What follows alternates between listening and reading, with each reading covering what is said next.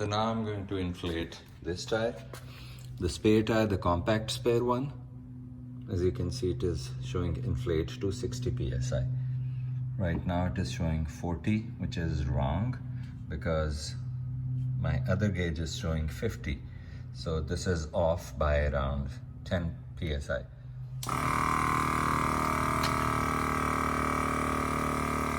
1550, 1650.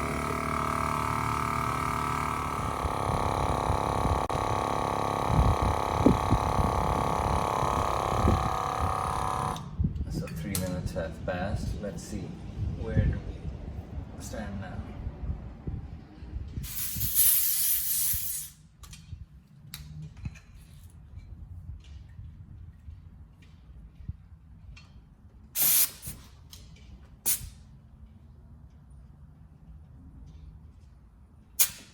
.64 psi.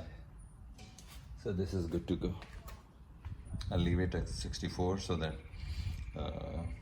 I don't need to refill it again and again. Thanks for watching.